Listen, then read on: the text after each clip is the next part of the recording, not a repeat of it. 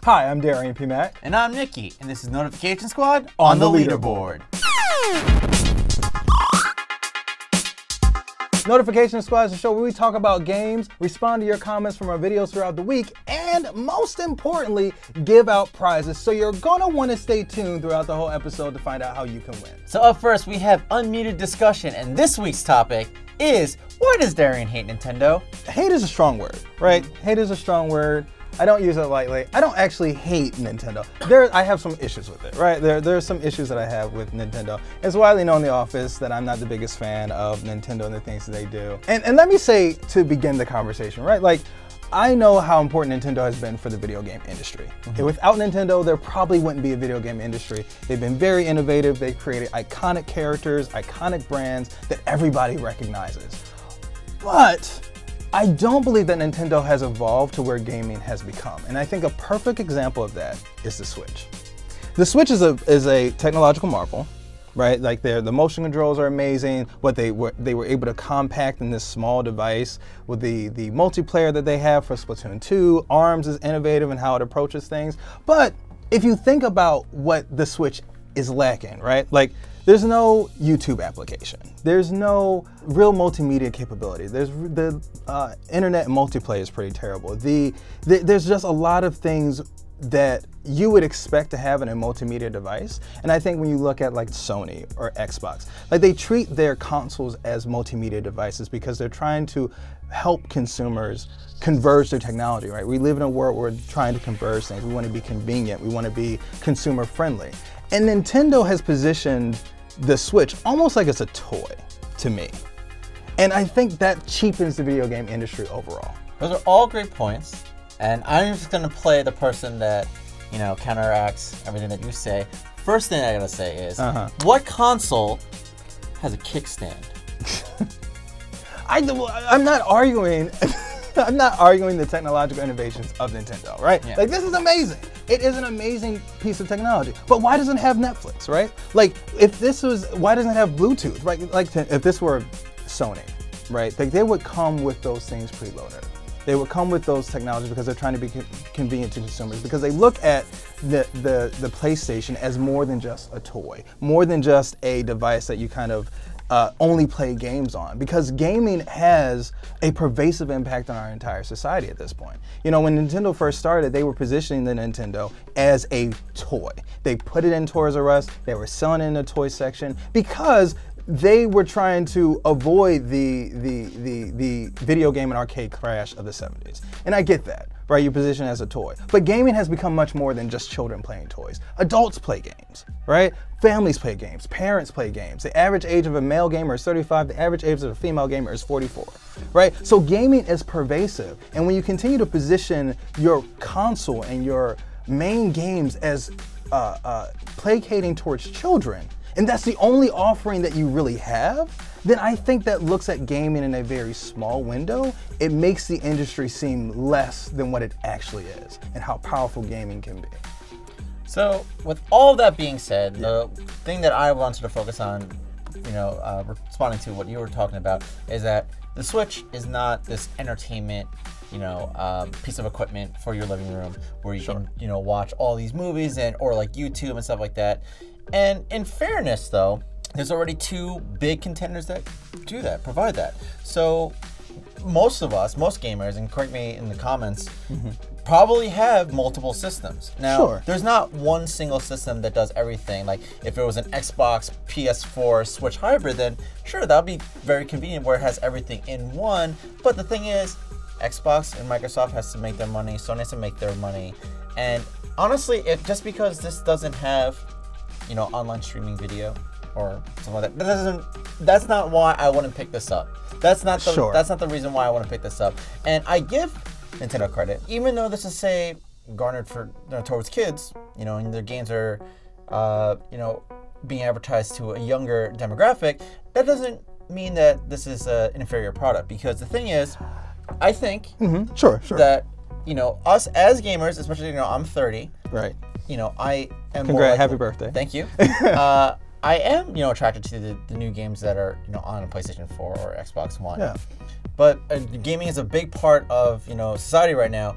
But the what Nintendo I think does really well is advertising to that younger demographic because you know there's so much spillover with other generations of gamers, right? You know, and as a 30-year-old or even people older than me, Smash, Mario Kart, all these games that Nintendo puts out is definitely like attractive for all ages, you know. So I don't necessarily, you know, discount Nintendo for, you know, being playful and stuff like that. And again, you mentioned that they have, you know, great characters and, you know, they made great brands. And I also gotta give them credit for their technological advances. Absolutely. I'm not disagreeing with any of that. I think the things that they've done have been amazing, but I think as a console company, as a company that develops consoles and platforms and develops ecosystems around gaming, they are only appealing to one demographic. Sony and Xbox also have games that are child friendly. I mean, when you think about Minecraft, for instance, one of the biggest games in the world, designed primarily, I mean, adults enjoy it, but it was designed, yeah, I'm gonna say that. It was designed with young people in mind. Like the graphics and things of that nature appeal towards younger generations, but that shouldn't be the only market that they play to. And that shouldn't be, I believe, how they position their system and their platform as only for, you know, families, as only for children. And granted that adults enjoy the games and things of that nature, but I think Nintendo stifles itself by being only focused on that way, or positioning itself as only a child-focused company. Like if we go back a couple years, you know, to when we were developing the video game rating system, right? Like, Nintendo was one of the proponents working with Senator Lieberman and Peter Main, who was the lawyer for Nintendo at the time, was against the idea of the video game rating system. They were criticizing Sega and criticizing ultimately PlayStation, which entered into the market, for developing mature games. They were critical of this idea of blood and violence and things of that nature because they were saying that those games have negative impacts on society overall. Today we know that the evidence for that is very little, right? There's no conclusive evidence to show that video games make people more violent. But that's the idea that Nintendo was promoting at the time. And I believe that idea is still very much a part of the company. They haven't evolved to embrace where we are as a society. So that's, you know, that's how I feel about it. Everything that you said about Nintendo can definitely be said for the previous consoles, like especially for Wii and especially Wii U. But Switch, I think there's this pinnacle shift for Nintendo's focus because you do have all these third-party games making it to Nintendo Switch. But in addition to all that, you know, when you said that they're so focused on like this one core, this age group for their customers, I can't help but think and mention the Switch trailer. As an example, it featured no children. It was all young adults playing the console. Everyone that's featured in that trailer playing the game, for the most part, isn't like someone under than the age of 15. They're all adults, if you think about it. Even like not everyone in the trailer, but I understand. Your point is well taken. You know, Nintendo, honestly, it's like people playing in their backyard at a barbecue, passing it around, and like it was very much like young adults. Granted, that was a commercial and that was their trailer debuting the Switch, but I think, you know, what you got to look at that, and they wouldn't have led with that trailer of a guy traveling on an airplane by himself playing Skyrim, you know, if they weren't saying like, hey, look at us, we're not just for kids. At least for this system, like, look forward to, you know, fun titles like the ones that you're used to, like Mario Kart and Splatoon, but look forward to new and third-party games from like Bethesda, or, you know, continuing with like Minecraft, or even just like, who knows what will come out with the Xenoblade, Fallout 4 even, Fire Emblem is another one. But I mean, that's a good point. I mean, that point is well taken. The trailer was, I think Nintendo is trying to expand the market. They're not doing the family thing anymore, you know what I mean? I can't say that they're not. I think it's in their heads. It's there, but they should have been there a lot sooner, in my opinion. Like, they should have been there a lot sooner. So you can show adults playing, I mean, you can show senior citizens playing the game. But at the end of the day, they've restricted the power of their ecosystem to this aesthetic, this idea. And they're not challenging themselves or the industry by creating games. Because at the end of the day, this is an amazing piece of technology, but it's just a piece of technology. What makes gaming gaming are the games. And they've chosen a very specific aesthetic. But with that being said, if it's the games, why does it matter if you can't stream YouTube or watch movies or online videos? Because it's a gaming, that's a great question. It's a gaming console for gamers. And if we're trying to placate to our consumers, we want to make things easier for them. We want to embrace where technology is going, which is convergence, right? I don't want to carry around a cell phone, a tablet, and then my Switch if I can get all in the same thing. It's like building a cell phone with and only restricting it to being able to dial numbers. Like, yeah, the main purpose of a cell phone is to make phone calls, but it can do so much more.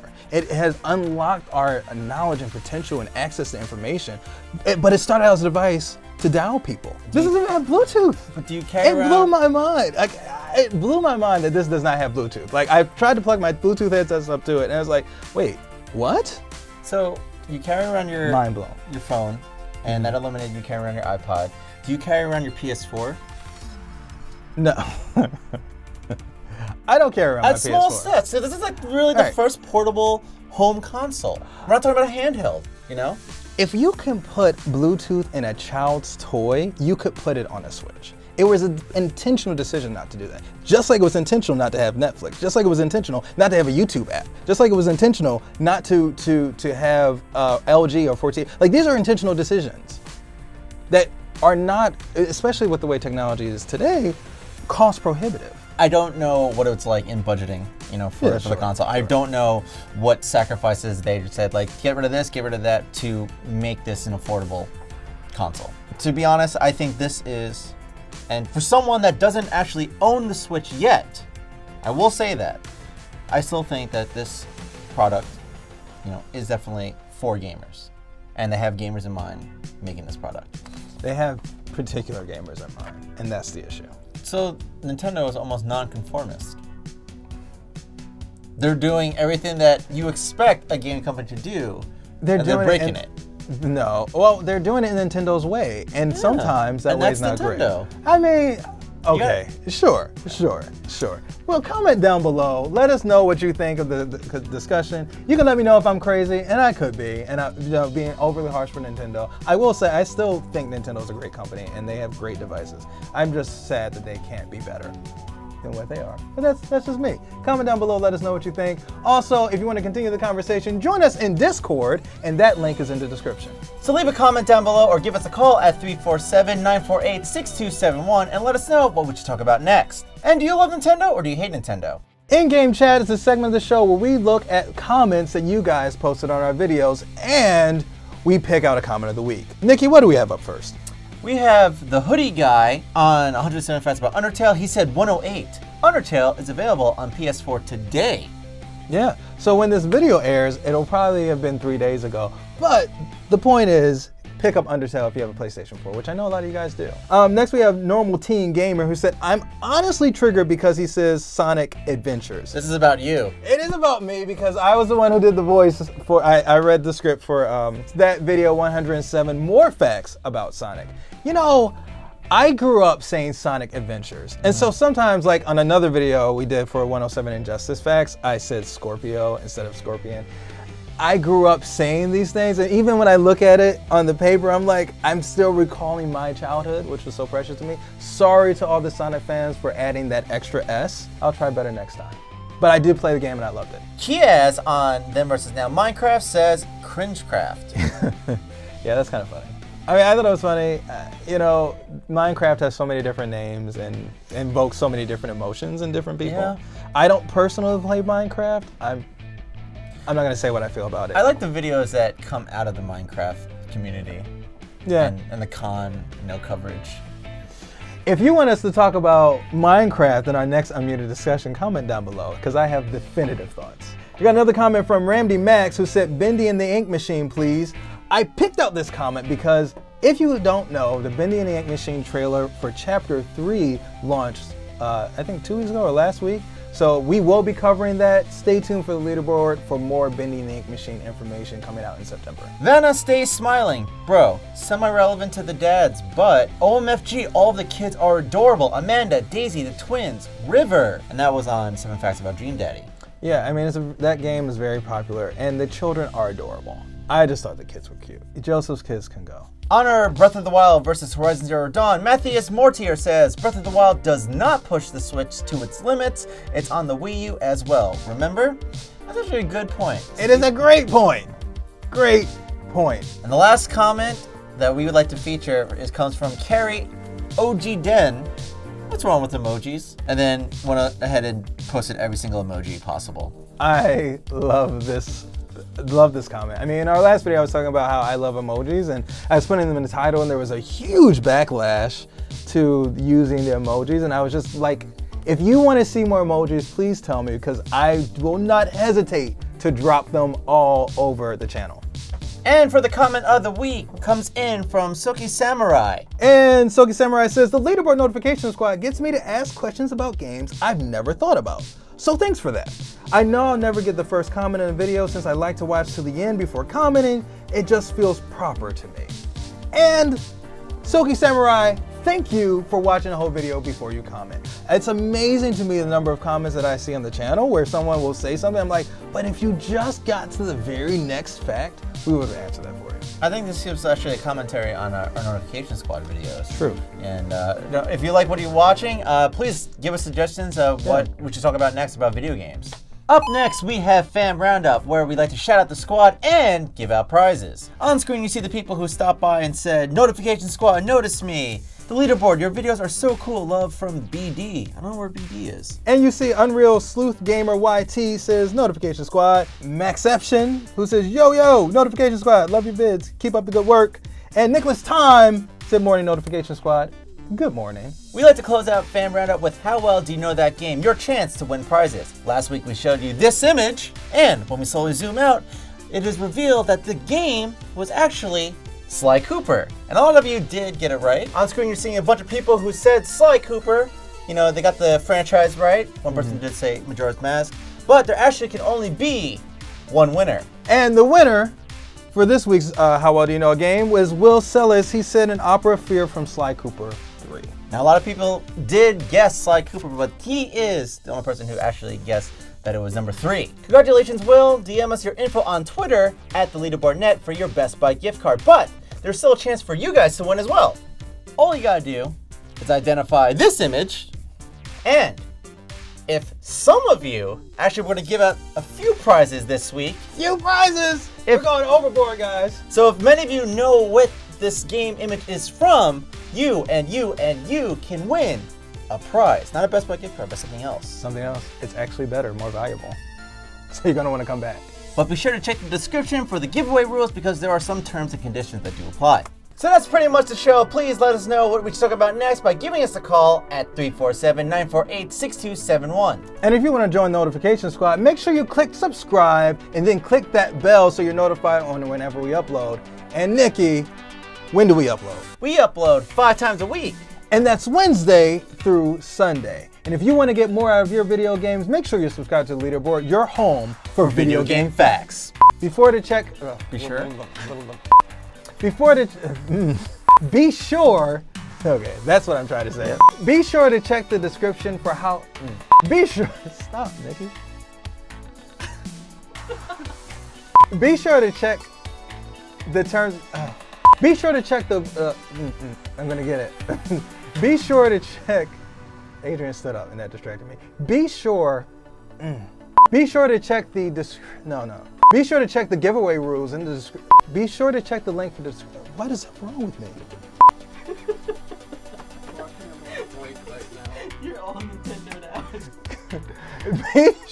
Be sure to check the link in the description.